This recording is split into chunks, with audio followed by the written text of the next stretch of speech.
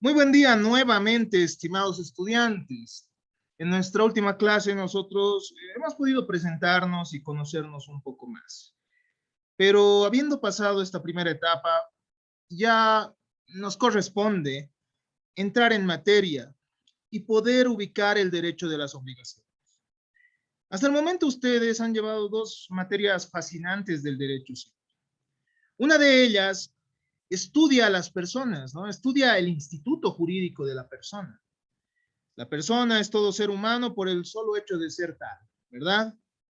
Ustedes lo han estudiado, ustedes han visto que la persona tiene ciertos derechos inherentes a la misma, es decir, los denominados derechos de la personalidad, cuyo contenido ha sido, ¿cómo diríamos?, estudiado a profundidad por algunos autores, al punto de llegar incluso a realizar la distinción con los derechos constitucionales y con los derechos humanos, ¿no? Muchas veces uno puede pensar que los derechos de la personalidad son lo mismo que un derecho constitucional, que un derecho humano, pero las distinciones se realizan en el estudio de esta materia y se ve que al menos lo que caracteriza a los derechos de la personalidad es su protección por el derecho civil, ¿no? Su protección respecto a otras personas, que el otro no pueda atentar contra nuestro honor, contra nuestra vida, contra nuestra imagen. Se estudia además en esta asignatura tan bonita de derecho de personas, el Instituto Jurídico de la Capacidad, ¿no? Ahí veían la capacidad de obrar, la capacidad jurídica, veían desde qué momento la persona es considerada tal, ¿verdad? Ustedes analizaban que al nacido se lo tiene por vivo, ¿verdad? Hay una presunción, ahí hay ciertas presunciones. Eh, Hay una teoría de la vitalidad, de la viabilidad, para establecer cuándo una persona es tal, ¿no? Cuándo comienza la personalidad. Esa cualidad para ser sujeto de derechos y obligaciones. También ustedes estudiaban que la personalidad no dura eternamente, sino que termina con la muerte de las personas. Y esa muerte puede darse naturalmente o puede darse bajo esta figura jurídica de la presunción de muerte, previo el cumplimiento de los requisitos para que se dé la figura de la ausencia, ¿verdad? Previa a la desaparición, es decir, esa ruptura entre la persona y su entorno. Tras haber pasado este instituto jurídico, tras haber estudiado a las personas, ustedes han estudiado las relaciones de las personas con las cosas, qué tipos de bienes, qué tipos de derechos, mejor dicho, pueden recaer sobre qué tipos de bienes. Es decir, ustedes han estudiado en un primer momento una clasificación de bienes en fungibles, no fungibles, divisibles, indivisibles, de dominio público, privados, inmuebles, muebles, corpóreos, incorpóreos, y esto con la finalidad de estudiar posteriormente la figura de los derechos reales, ¿no? Los denominados, los que vienen de aquel vocablo jus ad rem. Entonces, hay ciertos derechos que recaen sobre las cosas. Y ahí uno estudia los derechos reales sobre cosa propia, sobre cosa ajena y los derechos reales de garantía. Entre los derechos reales sobre cosa propia estarán la propiedad, copropiedad, propiedad horizontal. Algunos han dicho que está la posesión y otros también, bueno, y también estaría el denominado derecho de superficie, ¿verdad? Cuando existe un propietario de una construcción y otro propietario del terreno como tal, ¿no? En términos simples. Se estudia además los derechos reales sobre cosa ajena y aquí encontramos el usufructo, el uso, la habitación y la servidumbre. Los derechos reales de garantía, dentro de los cuales estarán la anticresis, la prenda y finalmente la hipoteca. Pero estos derechos reales también se constituyen en mérito a obligaciones, ¿no? Es decir, a veces una persona se compromete respecto a otra a entregarle cierto bien o a garantizar con cierto bien. Entonces, hay una relación, si se dan cuenta, entre el derecho de personas, en primer lugar, porque El derecho civil de personas nos establece quién es persona, desde qué momento y desde qué momento puede obrar por su propia. El derecho civil de bienes, los derechos reales, nos ayudan a comprender qué tipos de cosas pueden ser objeto de una relación jurídica. ¿No ven? Y en la obligación nosotros vamos a estudiar un poco más de cómo se, eh, cómo se genera ese vínculo entre las personas para generar posteriormente derechos reales, ¿no?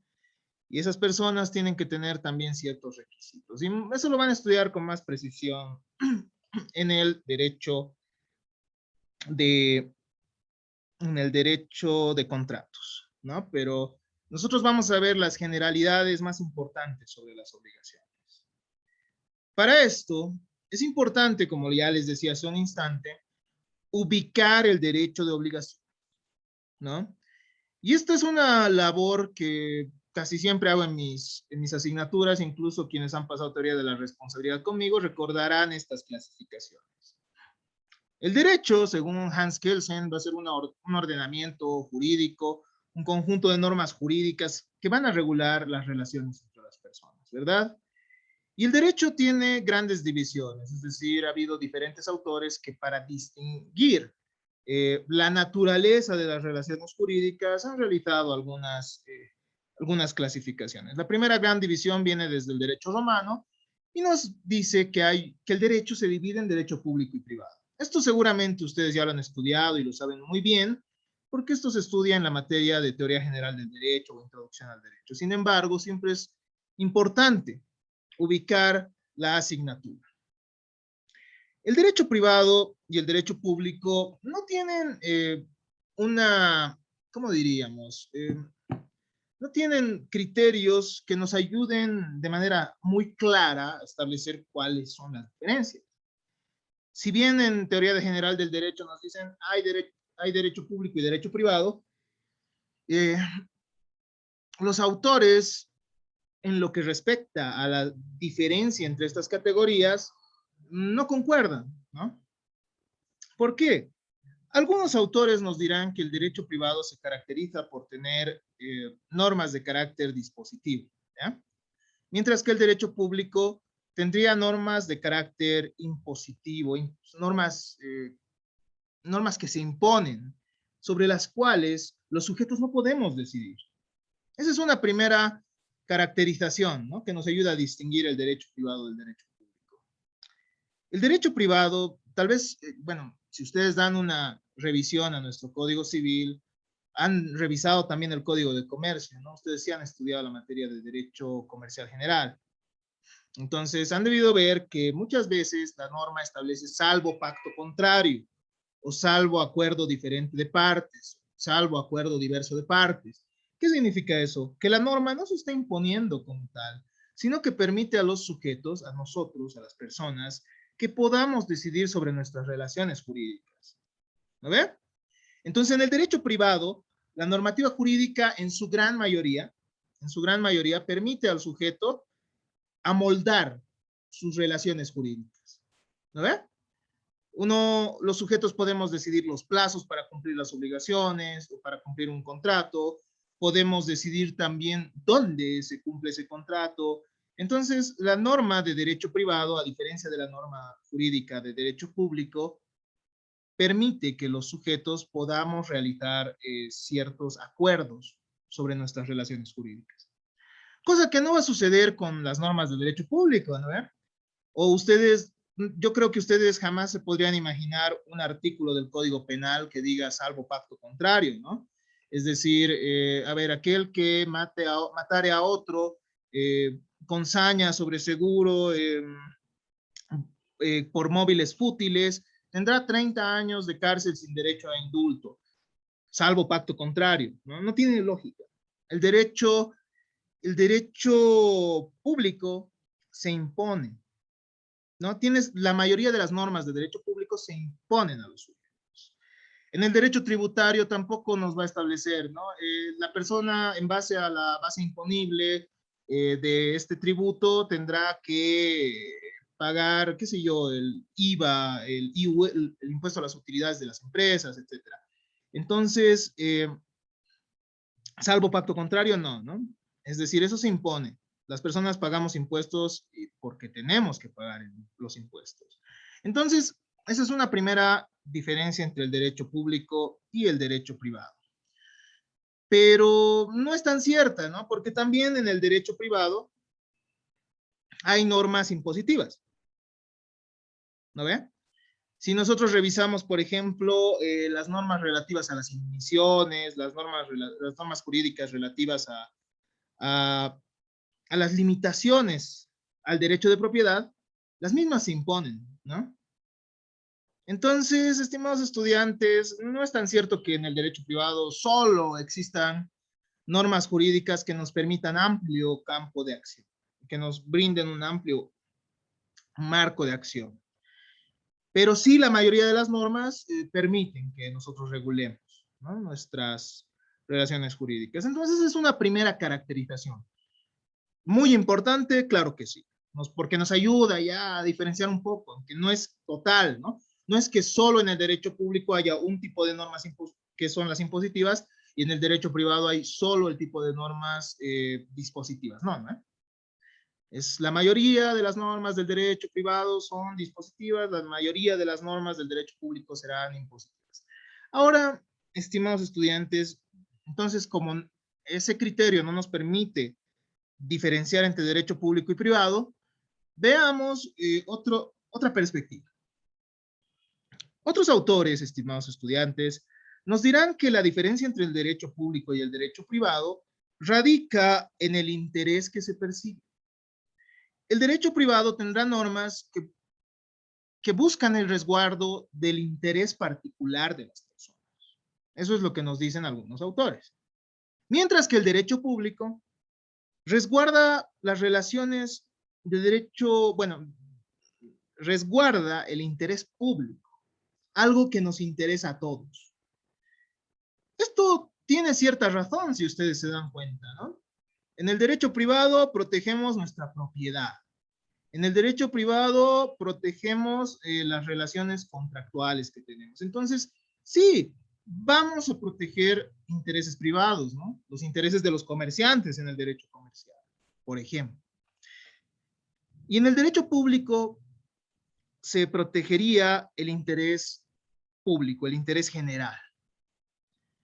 Esto también resulta, bueno, tiene cierto grado de verdad, ¿no? Tiene cierto grado de verdad. ¿Por qué? Porque si nosotros revisamos algunas ramas como el derecho penal o el derecho constitucional, las mismas buscan el interés general de las personas, ¿no? El derecho penal tiene como base la moralidad de una sociedad. Es decir, las conductas que son consideradas malas terminan teniendo pues ciertas penas, ¿no? Ciertas penas establecidas por el legislador.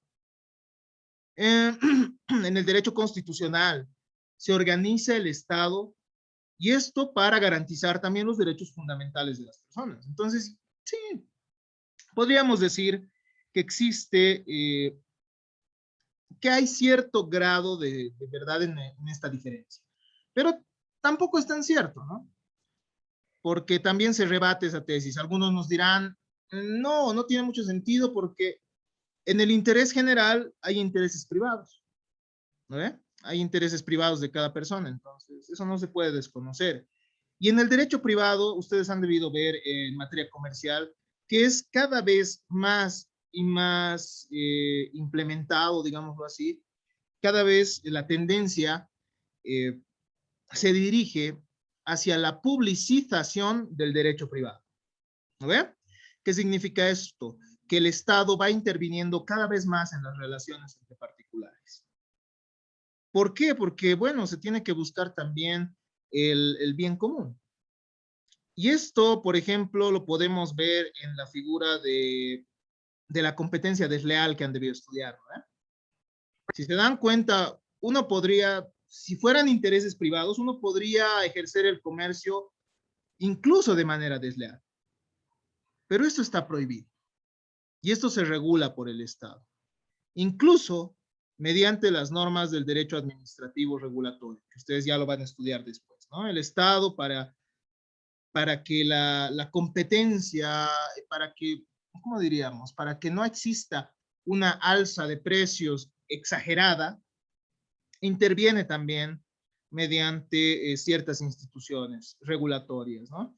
Y mediante ciertas entidades. Ustedes conocen EMAPA, ¿no? EMAPA tuvo también esa finalidad. ¿Qué pasa si en el mercado se exceden qué sé yo, hay demasiada demanda, también suben los precios, ¿verdad? Suben los precios, pero si el Estado aumenta también la cantidad de productos en el mercado, eh, esto va a disminuir los precios. ¿Por qué? Porque ya la demanda no va a ser tan alta, ¿no? Entonces, si se dan cuenta, incluso las relaciones de derecho privado tendrían nomás son intervenidas por el interés público. Entonces, es cierto que el derecho privado en su mayoría resguarda intereses privados, mientras que el derecho público en su mayoría protege intereses generales, intereses públicos. Otra perspectiva, estimados estudiantes, además de la norma jurídica de cada uno de estos, además de los intereses, nos dice que la diferencia entre el derecho privado y el derecho público radica en la relación jurídica que cada una de estas categorías implica, ¿ya? Las relaciones jurídicas de derecho privado serían relaciones horizontales, ¿no? ¿A qué se refiere esto? Las relaciones en el derecho privado se darían bajo un plano de igualdad. El comprador con el vendedor, el propietario respecto a los terceros, etcétera, ¿no? Entonces, hay relaciones bajo un plano de igualdad entre los ciudadanos. Mientras que en el derecho público va a haber relaciones que van a ser más verticales, ¿no? Es decir, que el Estado va a ejercer su poder de imperio. Eso es lo que nos decían los antiguos administrativistas, ¿no? Los clásicos administrativistas. El Estado tiene dos caras, nos decían. Una cara en la cual puede ponerse en igualdad de condiciones con el ciudadano y celebrar ciertos contratos, ciertas relaciones jurídicas, un contrato de arrendamiento, por ejemplo. Pero hay otra cara del Estado en la cual tiene un poder de imperio, ¿no? Te cobra impuestos por la fuerza. Usa el poder punitivo por la fuerza, ¿no? Entonces, estimados estudiantes, esa sería una tercera diferencia, pero tampoco es tan cierta. Tampoco es tan cierta. ¿Por qué? Porque el derecho privado, en el derecho privado también va a haber intervención del Estado, como ya lo hemos visto, y el Estado también va a tener cierta fuerza en sus determinaciones, y en el derecho público también puede haber relaciones bajo un plano de igualdad. El derecho constitucional nos ha demostrado que el Estado tampoco puede ejercer de manera abusiva y arbitraria, ¿no? De hecho, ya se va controlando mediante el derecho constitucional cada vez más y más el poder. Entonces estas diferencias entre derecho público y privado no son absolutas, si se dan cuenta. ¿A ver? Pero sí nos permiten dar ciertas características. Dar ciertas características. El derecho privado tendrá normas dispositivas, tendrá una tendencia hacia los intereses particulares y finalmente regirá relaciones bajo un plano de igualdad, ¿no? Bajo un plano de igualdad. El derecho público se regirá por normas impositivas en su gran mayoría, tendrá además tendencia hacia el interés público y finalmente tendrá relaciones jurídicas en su mayoría en las cuales el Estado se encuentre por encima del ciudadano. ¿Verdad? Entonces, habiendo realizado estas aclaraciones que creo que siempre son pertinentes, nosotros encontramos dentro del derecho privado al derecho civil, ¿no? El derecho privado puede ser interno o externo, eso lo han visto. Será interno siempre y cuando se desarrolle dentro de los límites del Estado y será externo siempre que se dé fuera de los límites del Estado en relación con otros estados. Y dentro del derecho privado interno se encuentra el derecho civil. A modo de a modo de dar algunas explicaciones más, hay una segunda clasificación que se da después de esta gran clasificación que se ha dado, desde Roma entre derecho público y derecho privado, ius publicum, ius privatum. Tenemos una segunda clasificación que ha agregado además la clasificación del derecho social, ¿no? Y el derecho social, estimados estudiantes, implica que estamos ante un Estado, pero que ya no va a tener ese poder de imperio, ya no va a ejercer necesariamente esa fuerza, ese poder, sino que se va a tratar de un Estado protector, ¿no? Un Estado que protege a los más débiles. Y es de esa manera que se generan el derecho laboral, bueno, dentro de esta rama estarían el derecho laboral, el derecho agrario, el derecho de familia, etcétera. Entonces, hay una tercera perspectiva que es la establecida por Hans Kelsen. Hans Kelsen nos dice la diferenciación o la distinción entre derecho público y derecho privado no tiene sentido. No existe tal división porque finalmente todo emerge del Estado, toda la normativa jurídica emerge del Estado, entonces creer que hay una naturaleza privada o pública de las relaciones jurídicas no tiene ningún sentido porque finalmente todo va a emerger del Estado. Y esto lo pueden revisar en la obra Compendio de Teoría General del Estado de Hans Kelsen, ¿no? Si mal no estoy, ese es el nombre, sí, Compendio de Teoría General del Estado, de Hans Kelsen. Entonces, tiene también cierta razón, ¿no? Las normas jurídicas son normas jurídicas que emergen del Estado, no es que tengan alguna naturaleza en especial. Eso es lo que nos dicen. Entonces, ya dependerá de ustedes cuál de estas tesis les parece más interesante, cuál de estas clasificaciones les parece más válida. Y dentro del derecho privado, ustedes encontrarán al derecho civil, dentro del derecho privado interno. Las otras ramas serán explicadas seguramente en su oportunidad serán explicadas por los correspondientes, bueno, por los docentes que tengan a su cargo estas asignaturas y estoy seguro que lo harán de la mejor manera, ¿no? Pero el derecho civil entonces puede ser una rama del derecho o una rama del derecho privado interno. Eso ya depende de cómo lo tomen ustedes. ¿Qué es el derecho civil?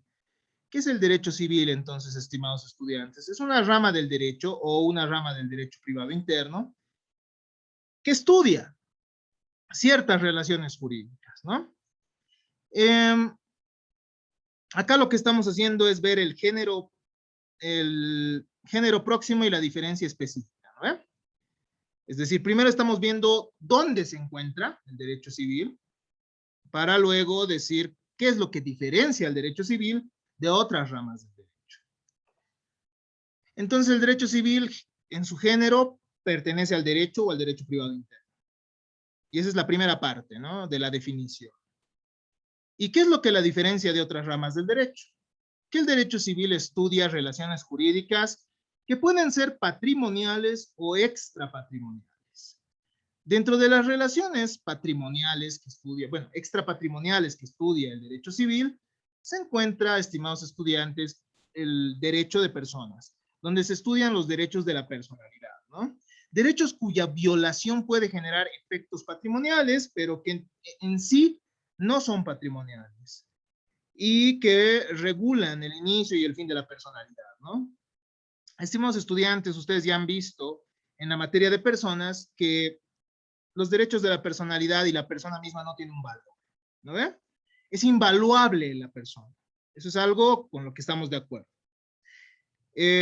Cuando a una persona se le repara el daño, lo que se está pagando no es el valor de la persona, sino que se está reparando ese daño que se le ha generado. No implica que la persona tenga un valor, ¿no? La persona jamás va a poder tener un valor en dinero. Es invaluable. Y eso es un producto también de la sacralización que ha tenido la persona desde la Edad Media. Y que hoy en día se mantiene y que toma más fuerza con los derechos humanos. Y el derecho civil estudia esto, en primer lugar. Relaciones extrapatrimoniales dentro de las cuales están los derechos de la personalidad. pero también estudia relaciones patrimoniales, dentro de las cuales están los derechos reales, ¿no? Está la disciplina de los derechos reales. Es una relación en virtud de la cual una persona tiene sometido un bien con oponibilidad ante indeterminados sujetos de una sociedad. Es muy interesante la naturaleza de los derechos reales, ustedes ya la han estudiado, ¿no? Hay una tesis dinámica, una tesis estática. Algunos nos dicen que la naturaleza de los derechos reales es que los mismos sean una relación entre la persona y la cosa. Otros les dicen, bueno, la otra tesis va a refutar aquello y les va a decir, es imposible que haya relación entre una persona y una cosa. En realidad, es una relación entre personas, es decir, las personas que tienen que respetar el derecho de esta otra. Y finalmente, hay una tesis ecléctica que nos dice que los derechos reales implican una fase estática y una fase dinámica.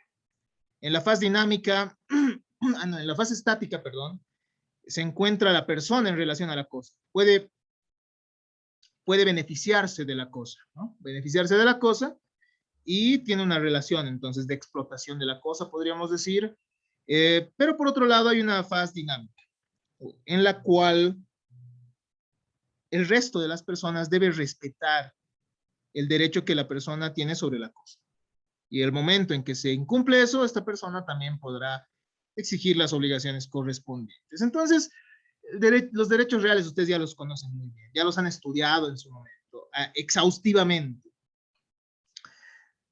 Dentro de las relaciones patrimoniales que estudia el derecho civil, también se encuentra el derecho de obligaciones.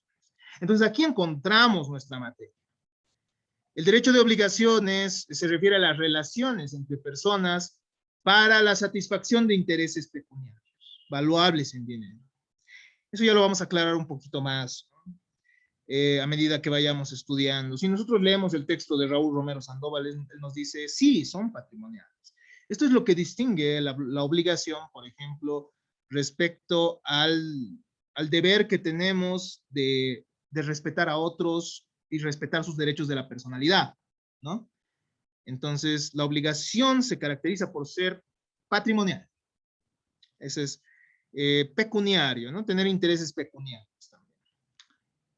Dentro de las obligaciones, nosotros encontramos a los contratos, que es una rama fascinante también. Es una rama fascinante que va a estudiar las relaciones jurídicas que emergen del acuerdo de voluntades, ¿no? Un acuerdo de voluntades que tiene por finalidad crear, modificar o extinguir situaciones jurídicas. Entonces, el derecho de contratos, estimados estudiantes, es una parte específica del derecho de obligaciones, que es tan extensa al punto de tener que ser estudiada en una materia aparte, ¿no? En una asignatura aparte. Pero nosotros vamos a ver las generalidades en nuestra materia de obligaciones. Se estudian entonces los contratos en particular, ese acuerdo de voluntades, en virtud del cual dos o más personas acuerdan crear, modificar o extinguir una situación jurídica. Y esto es cierto, ¿no? Mediante el contrato uno vende un bien y extingue su situación de propietario, y otro adquiere la situación de propietario. Entonces, se van dando esas modificaciones de las situaciones jurídicas de las personas. Finalmente, el derecho civil, dentro de las relaciones patrimoniales que estudia, tiene al derecho de sucesiones, que implica la transmisión de los bienes por causa de muerte. Esta transmisión va a implicar una sucesión, ¿no? Es decir, ¿qué es la sucesión? La sustitución de una persona por otra. Y esto solo se puede entender si uno ha estudiado las teorías del patrimonio. Y esto seguro ya lo conocen muy bien por haberlo estudiado en Derecho Civil Bienes. También las teorías del patrimonio son importantes para nuestra materia. Concretamente la teoría patrimonio-personalidad, ¿no? ¿Qué nos dice la teoría de patrimonio-personalidad? Toda persona tiene un patrimonio. ¿No ve?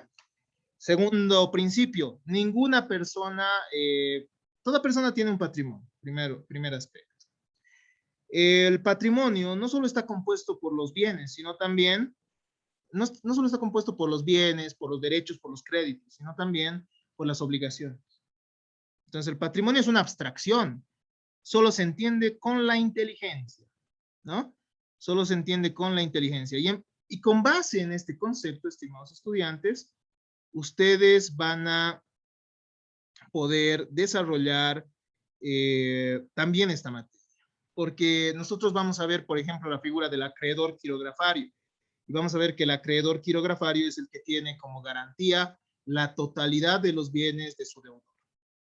Y eso en mérito a que la garantía de este acreedor es el patrimonio de su deudor, ¿no? Tanto los bienes presentes como los bienes futuros. Entonces, les pido que puedan revisar las teorías del patrimonio. Finalmente, el derecho civil se encarga de la protección jurisdiccional de los derechos, a partir de los artículos 1449 en adelante, ¿no? Ahí ustedes van a ver la figura de los interdictos, el interdicto de adquirir, recobrar, adquirir, el interdicto de recobrar de obra nueva perjudicial o daño temido, ¿no? Los interdictos posesorios, la acción reivindicatoria.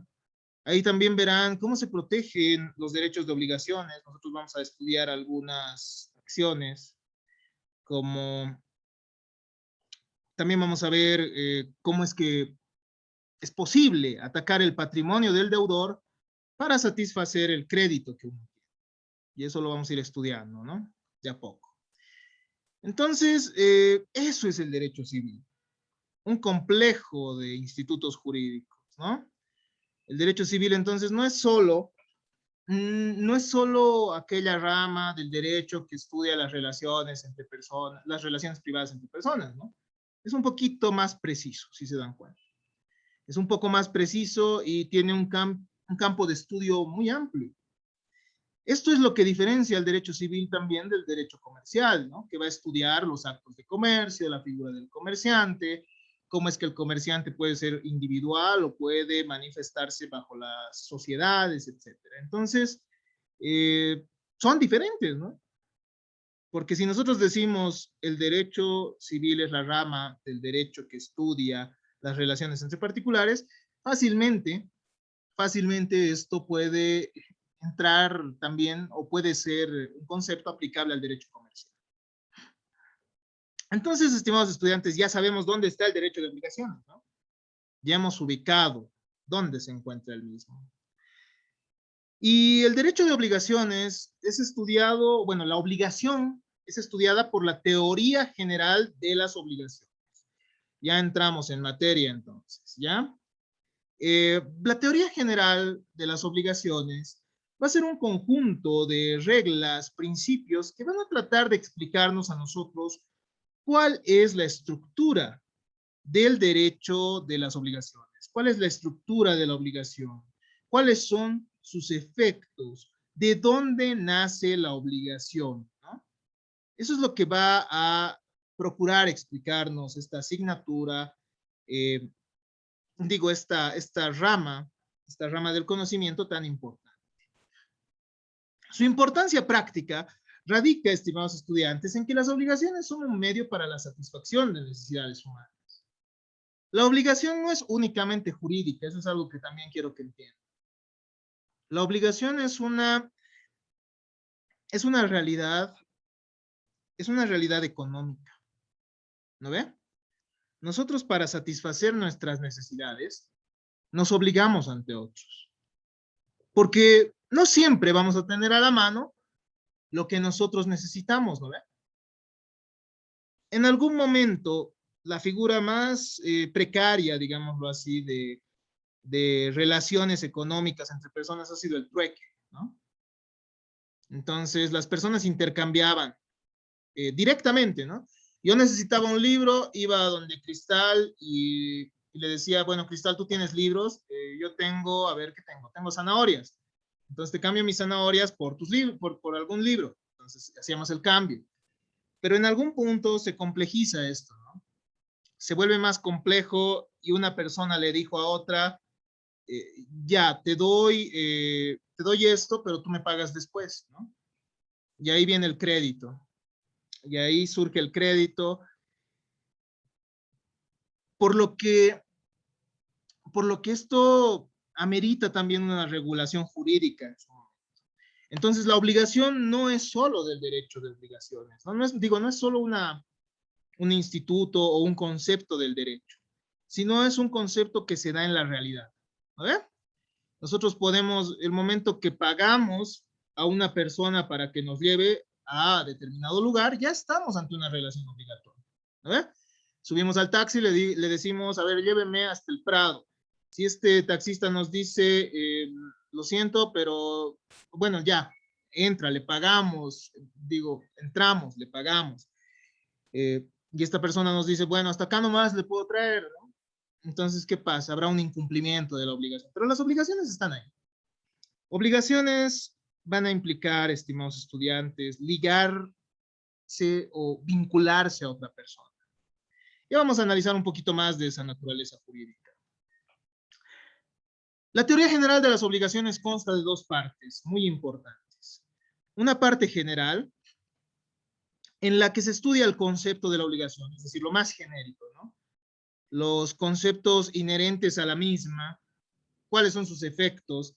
Nosotros vamos a ver que el efecto normal de las obligaciones es que la misma sea cumplida y el efecto anormal su incumplimiento. Vamos a ver además que la obligación puede cumplirse de diferentes maneras, ¿no? Vamos a ver cómo se extingue la obligación mediante las figuras de la novación, de la condonación, de la prescripción, etc. Hay entonces una parte general en la que vemos los conceptos más importantes de la obligación, pero también hay una parte especial. Y en la parte especial se desarrollan las fuentes de las obligaciones, entre las que encontramos la más conocida, que es el contrato, ¿no? Pero no solo el contrato genera obligaciones, y esto yo ya se los había adelantado en mérito, obviamente, a los materiales que tenemos y en mérito a la teoría general de las obligaciones. La obligación no solo está compuesta por, bueno, no solo surge de los contratos, sino también de otras figuras como la gestión de negocios ajenos, el hecho ilícito, el pago de lo indebido, el enriquecimiento ilegítimo, la declaración unilateral de voluntad, que los vamos a ir estudiando también. Entonces, estimados estudiantes, la parte especial estudia aquí. Algunos autores también han dicho que en la parte especial del derecho de obligaciones o de la teoría general de las obligaciones, se estudia la prueba de las obligaciones. ¿Cómo se prueba una obligación? ¿Ya? Y estos son aspectos que también tienen importancia en derecho procesal. ¿Pero qué es la obligación? ¿Qué es la obligación, estimados estudiantes? Ya hemos visto entonces qué es la teoría general de las obligaciones, ¿no? Es una disciplina que estudia la obligación, su concepto, de dónde nace, etc. Pero la obligación, entonces, que es estudiada por la teoría general de las obligaciones, tiene un contenido específico, ¿no? Es decir, que tenemos que estudiarlo y que tenemos que conocerlo como juristas. La obligación significa ligamen, atadura, vínculo, incluso desde su raíz etimológica, ¿no? Obligatio, obligare. Obligatio o obligare, estimados estudiantes, tiene dos raíces, ¿no? Ob, que significa por causa de, y ligare o ligatio, que significa ligar, atar, reatar. Entonces implica ligarse en razón de algo, ¿no? O ligar en razón de algo, ligar a causa de. Esto tiene mucha relación con las perspectivas clásicas de la obligación. Pues en el derecho romano se creía que una persona, cuando se obligaba, estaba atada a su acreedor, ¿no? Entonces era una relación similar a la de propiedad. Y cuando uno incumplía, incluso podría llegar a volverse esclavo de la persona a la cual le ha incumplido, ¿no? Esa obligación. Me parece muy esclarecedora y es por eso que he tomado en cuenta esta definición de Inestrosa, ¿no? De Inestrosa Míguez. Pues es muy completa. A ver, la obligación, estimados estudiantes, es una relación. Ustedes ya saben qué es la relación jurídica, ¿no? Está compuesta por sujetos, objetos, lo que ya nos había dicho Cristal anteriormente, y un vínculo jurídico, ¿no? Sujeto, objeto y vínculo jurídico. Entonces, la obligación es una relación jurídica también. Y esta relación está establecida entre dos personas determinadas. La obligación está entonces compuesta por dos personas, el acreedor y el deudor. Veamos entonces un poco más de esta cita textual. La obligación es una relación establecida entre dos personas determinadas, en razón de la cual un sujeto activo, que se denomina acreedor, espera fundadamente un determinado comportamiento, colaboración, que es la prestación de otra persona, ¿no? Él busca una prestación útil para él y susceptible de valoración pecuniaria, de parte y a cargo de otro sujeto. Este es el sujeto pasivo.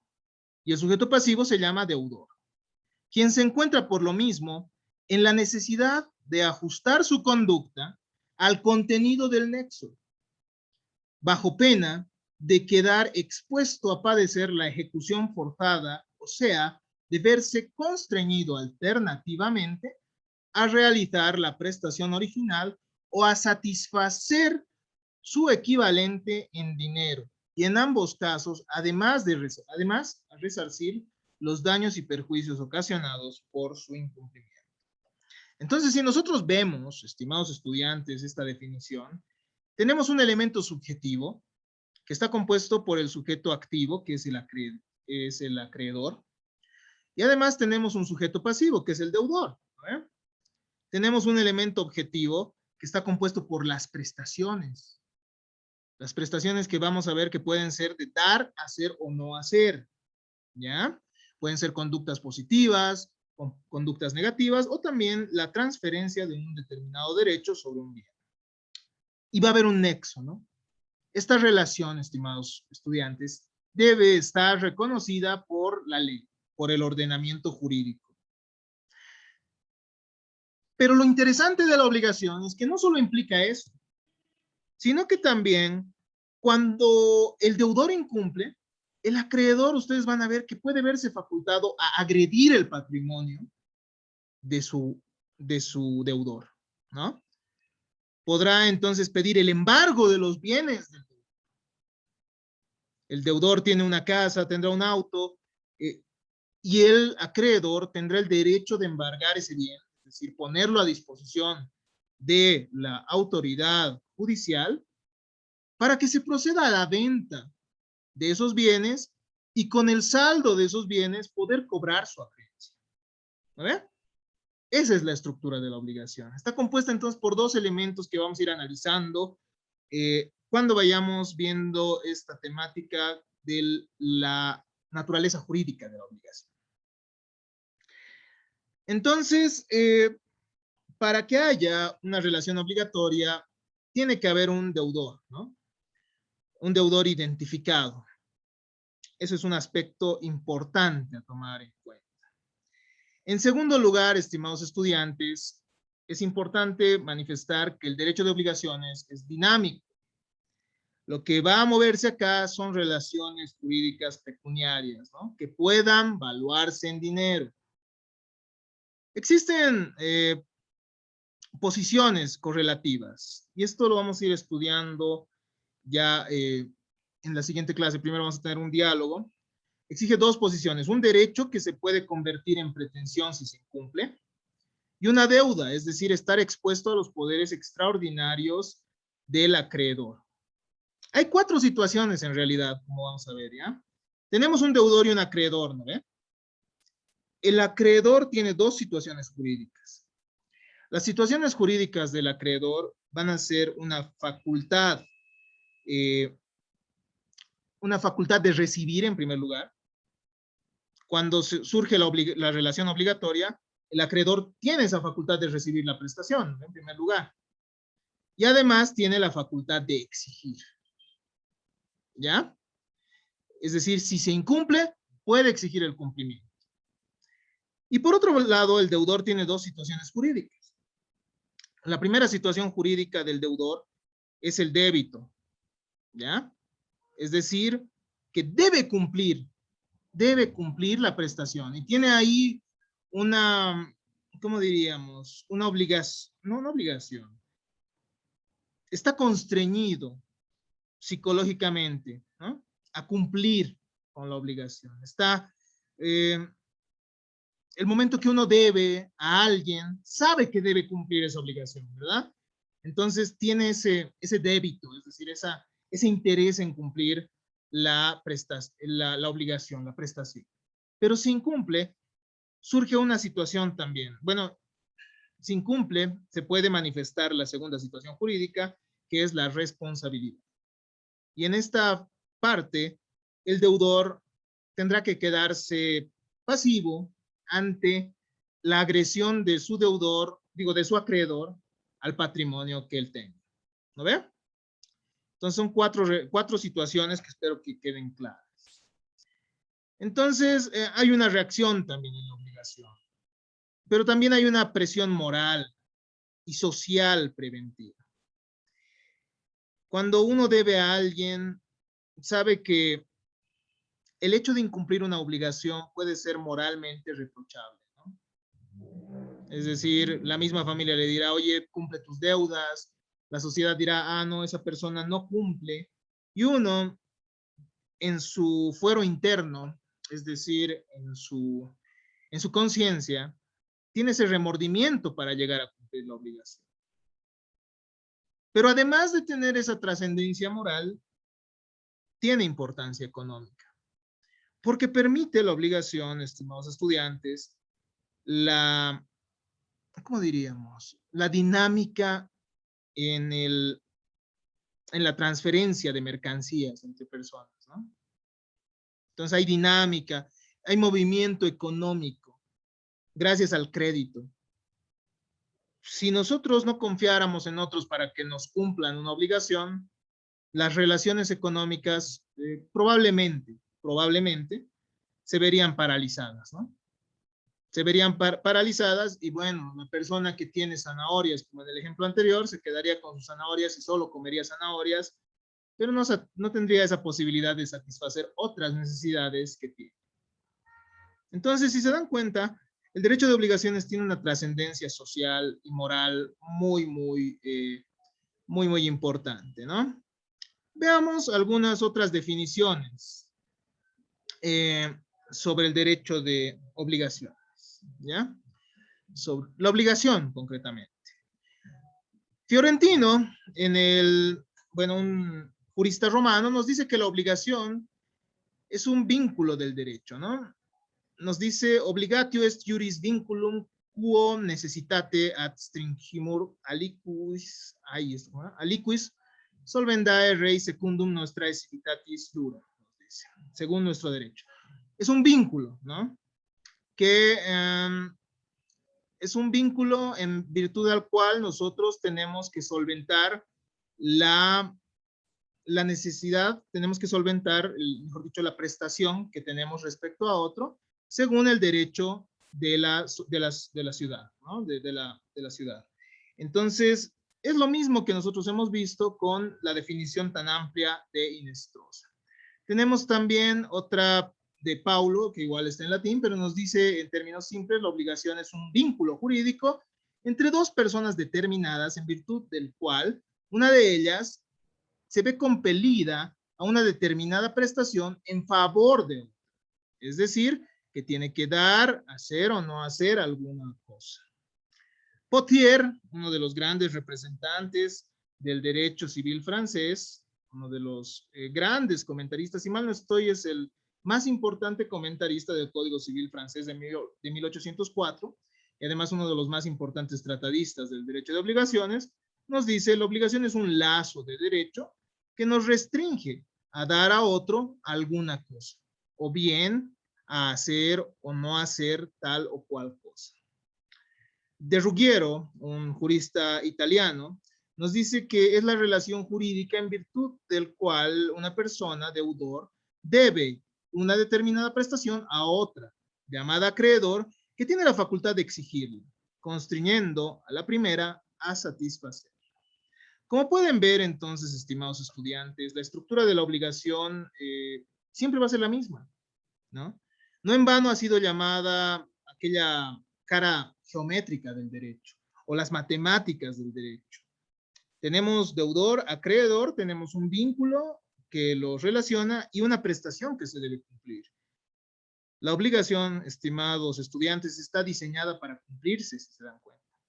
Si tú has incumplido, entonces surge esa facultad de tu acreedor para agredir tu patrimonio.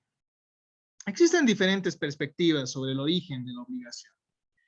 Algunos manifiestan, estimados estudiantes, que las obligaciones surgen en las sociedades primitivas, considerando que el hombre con necesidades genera obligaciones.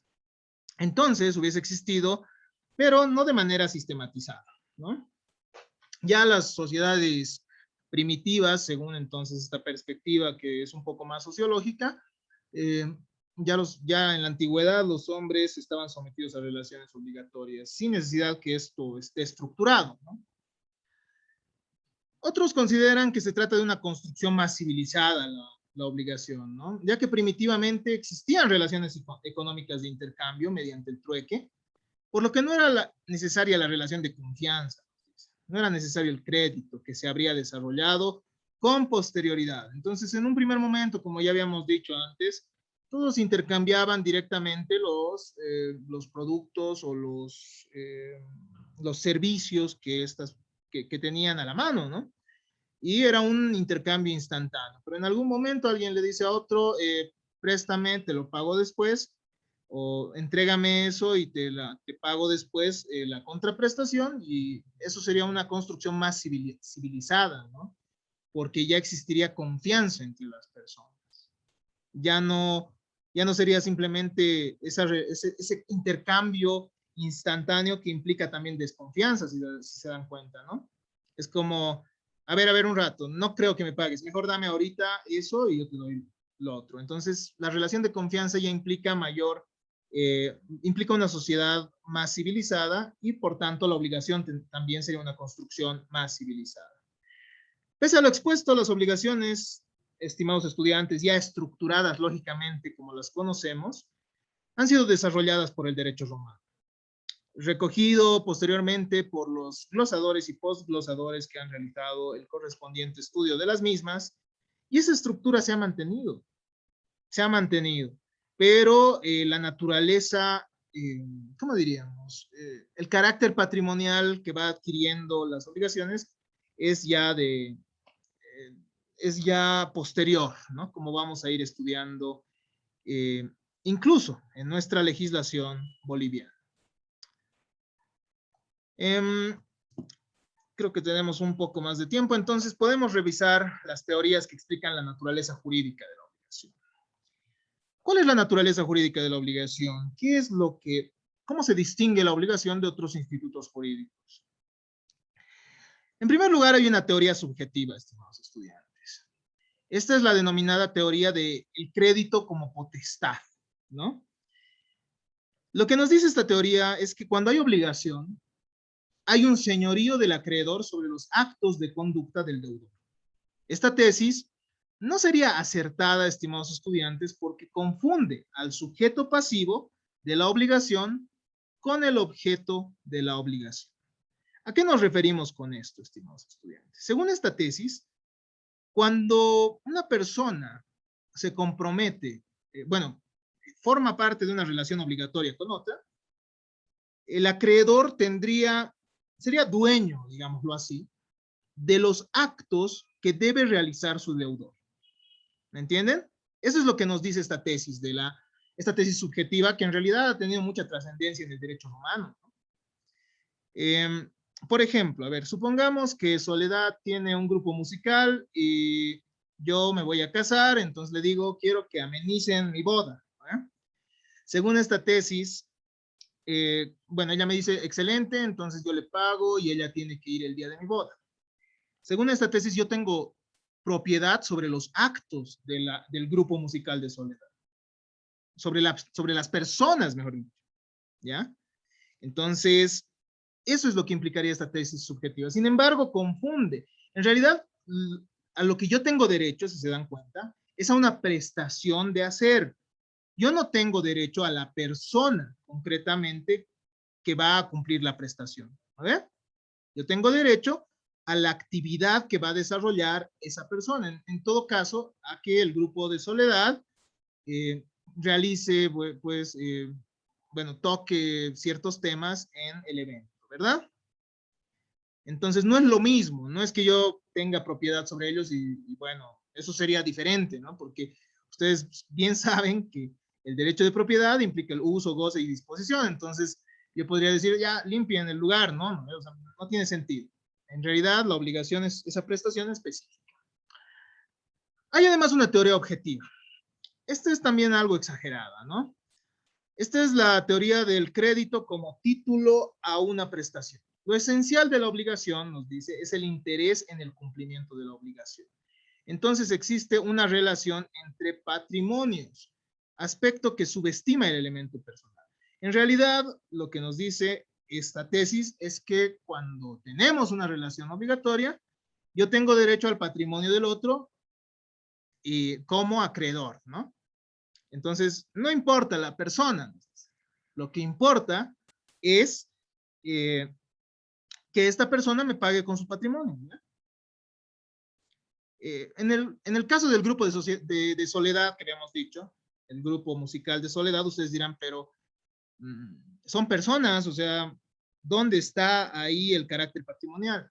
Estimados estudiantes, las prestaciones de hacer tienen un valor pecuniario también. Entonces es el valor del servicio, ¿no? Es el valor de ese grupo musical. Por ser más famoso, cobrarán mucho más, ¿no? Por la prestación. Entonces, según esta tesis objetiva, cuando hacemos ese contrato con Soledad, yo tengo derecho al patrimonio de Soledad. Es decir, si ella no viene con su grupo, yo directamente ataco a su patrimonio, ¿no? Yo lo que estoy buscando es atacar a su patrimonio y que me devuelvan mi plata. Más o menos va por ahí. Pero esta tesis es también exagerada, estimados estudiantes. ¿Por qué? Porque hay elemento personal en las obligaciones, ¿no? Yo justamente en este ejemplo he contratado al grupo musical de Soledad porque son muy buenos, porque son famosos. Entonces la persona sí toma importancia en la relación obligatoria, ¿no? Tú no le prestas dinero, por ejemplo, a alguien que no conoces o a alguien que sabes que no va a pagar, ¿no? Entonces el elemento personal siempre va a estar en la obligación, ¿no ve? Entonces, esta tesis es exagerada. No es que en realidad solo haya una relación entre los patrimonios, sino que también es importante la persona en la relación obligatoria. Finalmente, hay una teoría que es la teoría del vínculo complejo, y este es sumamente importante y fascinante. Nos dice que la obligación tiene dos momentos. El Schuld es una teoría alemana, ¿no? El Schuld, que actúa como una presión psicológica. Hay un primer momento en la obligación. Supongamos que yo le pido dinero prestado a Cristal, ¿no? Y le digo, Cristal, por favor, necesito 100 bolivianos urgente. Me he olvidado, mi billetera y mi casa está cerrada con llave y también me he olvidado mis llaves, entonces no sé, hasta que solucione necesito esos 100 pesos. Entonces, nos dice esta tesis, esta teoría del vínculo complejo, que hay dos momentos. El Schuld es una presión psicológica. Cuando uno debe a otro, a alguien, alguna prestación, tiene una presión psicológica, ¿no? Sabe que debe cumplir. No sé ustedes, ¿no? Pero creo que es cierto. O sea, tal vez alguien no tenga eso, ¿no? Tal vez alguien tenga la locura moral que decía Lombroso, pero no creamos, eso no existe. Como estamos en sociedad, incluso, bueno, tenemos ciertas obligaciones que respecto a los otros. Entonces, yo personalmente, no sé ustedes, pero cuando debo algo me siento muy nervioso y trato de pagarlo lo antes posible, ¿no? Entonces, ese es el Schuld, nos dice, ¿no? Esa presión psicológica que implica que tenemos que cumplir la obligación. Pero hay un segundo momento, que es el Haftung. Cuando se incumple, estimados estudiantes, se puede agredir el patrimonio, lo que ya les he manifestado, ¿no? Y esa agresión patrimonial va a generar la satisfacción del acreedor con los bienes del deudor. Y eso es lo que vamos a estudiar también en nuestra materia, ¿no? ¿Qué pasa cuando son prestaciones de dar, de hacer? ¿Cómo es que cobramos ese dinero? No entiendo. O sea, muchos dirán, ¿qué hago? O sea, si la persona tenía que hacer tenía que tocar un instrumento o tenía que pintar un cuadro, ¿qué es lo que me va a devolver? O sea, eso es ya lo que vamos a estudiar, ¿no? De qué manera regula nuestro ordenamiento jurídico aquello. La teoría del vínculo jurídico complejo, estimados estudiantes, nos dice entonces que hay un primer momento vital que se caracteriza por el deber de satisfacer la prestación, que pesa sobre el deudor. Es la deuda, que se traduce para el acreedor en la expectación de la conducta debida. Actúa como una presión psicológica sobre el deudor que lo urge al comportamiento esperado, ¿no? El deudor tiene esa presión psicológica de cumplir. Ese es el primer momento vital.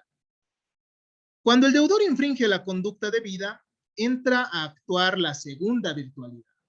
Y la obligación implica todo esto, ¿no? Ojo, no es que la obligación sea de dos momentos. Cuando uno entra en la relación obligatoria, ya están latentes esos dos momentos, esas dos virtualidades, ¿no? Cuando el deudor infringe la conducta debida, entra a actuar la segunda virtualidad de la obligación. Consiste en el poder de agresión patrimonial.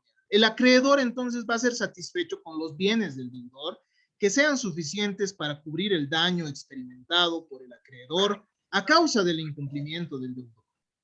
Es la garantía, que también suele denominarse responsabilidad. Esos son los nombres, ¿no?, que tiene esta segunda virtualidad. Garantía o responsabilidad. Ambas virtualidades son concomitantes. No debe pensarse que mientras no se cumpla la obligación, no existe todavía la garantía, ¿no? Entonces, como les decía, ambas están ya latentes en la obligación. No es que primero existe una y luego la otra, no, las dos están presentes en la obligación. Una vez que uno se obliga, sabe que con posterioridad, si incumple, se le puede agredir el patrimonio, ¿no? Entonces, a tomar en consideración estos aspectos, estimados estudiantes.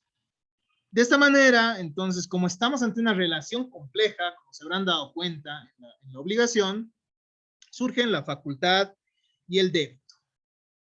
Se generan entonces en la obligación diferentes situaciones, entre las cuales se encuentran la facultad y el débito. La facultad, el débito y la responsabilidad. A ver, veamos a qué se refiere todo esto. Como les había dicho, la obligación genera situaciones jurídicas tanto para el deudor como para el acreedor, ¿no? El acreedor tiene ciertas facultades. En primer lugar, la facultad de recibir y obtener la prestación por parte del sujeto pasivo. Eso es en la parte del débito, ¿no? Habíamos dicho el Schuld, esa primera presión moral para el deudor. Mientras el deudor tiene esa presión moral de cumplir, esa presión psicológica de cumplir, el acreedor tiene esa facultad de recibir, ¿no? Tiene ese derecho de recibir la prestación y de obtener esa obligación, esa prestación. Posteriormente, el acreedor tiene la facultad de exigir.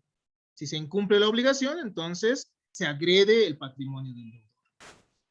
Puede haber facultad de recibir, nos dicen algunos, y obtener sin facultad de exigir en las obligaciones naturales. Eso es muy, muy interesante, ¿no? Cuando nosotros veamos la clasificación de las obligaciones, vamos a ver que hay obligaciones civiles y obligaciones naturales. Las obligaciones civiles están reconocidas por el ordenamiento jurídico, por tanto, tienen esa facultad de agresión al patrimonio del deudor. Pero las obligaciones naturales no. ¿Cuáles son las obligaciones naturales? Las obligaciones prescritas o también las obligaciones de juego antes establecidas. Eso vamos a aclarar ya en su momento, ¿no? ¿Qué pasa, por ejemplo, si estamos jugando cartas y hemos apostado $100? ¿Puedo acudir al juez? ¿Puedo agredir el patrimonio de mi deudor?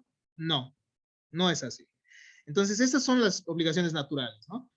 En las cuales solo hay la facultad de recibir, es decir, solo hay ese primer momento, pero no hay el segundo, es decir, no se puede exigir la obligación. Por otro lado, encontramos las situaciones del deudor, ¿no? El débito y la responsabilidad. El débito es el deber jurídico para cumplir la obligación, ya lo habíamos dicho, ¿no? Entonces, en un primer momento, el acreedor tiene la facultad de recibir y el deudor tiene el débito, esa presión para cumplir la obligación. Y en la segunda virtualidad de la obligación, el acreedor tiene la facultad de exigir y el deudor tiene la responsabilidad de carácter patrimonial ante el incumplimiento, ¿no? Es decir, se le puede agredir el patrimonio cuando incumple. Nos dice la teoría que pueden haber débitos sin responsabilidad en las obligaciones naturales y responsabilidad sin débito en las situaciones de fianza, hipoteca o prenda. A ver, pensemos un poquito esto ya para ir terminando nuestra clase. Nos dice, puede haber débito sin responsabilidad en las obligaciones naturales. Eso ya lo hemos dicho, ¿no? En las obligaciones naturales, uno no tiene el débito, o sea, tiene que cumplir la obligación, pero no necesariamente le van a poder exigir. Ya ante una autoridad jurisdiccional, ya no van a poder agredir su patrimonio. Pero hay también, nos dicen, responsabilidad sin débito en caso de fianza, hipoteca o prenda. Eso es muy, muy interesante. La fianza implica esa garantía, ¿no? Si no te paga mi deudor, te pago yo. Ubican eso, ¿no? Lo han debido ver en algunas situaciones, ¿no? El denominado garante, esa es la fianza, la situación de garantía. Una persona le dice, bueno, ya yo más voy a firmar la deuda. Pero en ese caso nos dicen, no habría débito, porque en realidad solo está garantizando, ¿no? ¿Qué significa? Que el que tiene que cumplir es el deudor. El garante no. El garante únicamente tiene responsabilidad. Es decir, que si el deudor incumple, directamente se ataca el patrimonio del garante, ¿no? En caso que el deudor no tenga suficientes bienes para garantizar la obligación. Y eso también lo vamos a estudiar. Es muy bonito estudiar estos efectos que genera la obligación, ¿no? También habrá obligaciones, ¿cómo diríamos? También habrá responsabilidad sin débito en la hipoteca, ¿no? Por ejemplo, a ver, daremos un ejemplo concreto, ¿no? Supongamos que Nelson Hernán es dueño de un banco, ¿ya? El Banco Espejo. Entonces yo voy al Banco Espejo, o bueno, puede ser también como persona natural. Entonces voy al Banco Espejo y le digo, necesito un préstamo. Y él me dice, ya, mira, vista tu situación patrimonial, no ganas al mes, entonces no creo que te podamos prestar a menos que nos des un bien como hipoteca, ¿no? Un bien, una garantía hipotecaria. Ustedes saben que la hipoteca es una garantía no pignoraticia, ¿eh? Eso lo han estudiado en derechos reales. La hipoteca se estudia a profundidad en derechos reales. Entonces, ¿qué implica esto? Que el bien va a verse afectado jurídicamente, pero no le vas a entregar el bien, ¿no? Solo va a haber un registro para que en caso de incumplir la obligación, se remate el bien, es decir, se venda judicialmente el bien y posteriormente se cobre esa obligación. Entonces, yo digo, pucha, pero yo no tengo bienes. Entonces voy donde Cristal y le digo, Cristal, por favor, vos que confías en mí, quisiera que me ayudes con la hipoteca de tu casa para garantizar esta obligación. Entonces Cristal me dice, ya, bueno, sí, ya confío en usted porque sé que usted es una persona responsable y no había sido así al final. Pero más allá de eso, en una hipotética situación, ¿no? Entonces ella me dice, ya, se afecta el bien, entonces se realiza el registro de la hipoteca. Y si se dan cuenta, en esta situación, supongamos yo incumplo, ¿no? Hipotéticamente yo incumplo la obligación, entonces, ¿qué es lo que va a hacer el Banco Espejo? El Banco Espejo va a acudir ante el juez y va a rematar ese bien hipotecado, va a venderlo, alguien se va a adjudicar y el Banco Espejo va a cobrar su crédito. Pero en este caso, Cristal no era la deudora. Es decir, ella no tenía el débito, sino que yo tenía el débito. Yo era el que debía el dinero y ella únicamente va a tener las responsabilidades. ¿No ve? De igual manera se da en la prenda. Ya conocen qué es la prenda. La diferencia entre la prenda y la hipoteca es que la prenda es pignoraticia, es decir, se entrega el bien, ¿no? Para garantizar una obligación. Y además la prenda se da sobre bienes muebles, ¿no? A diferencia de la anticresis que se da sobre bienes inmuebles. Entonces, como ustedes ya conocen muy bien esto, me estarán comprendiendo, pero si es que se han quedado algunas dudas, yo estoy atento a ello.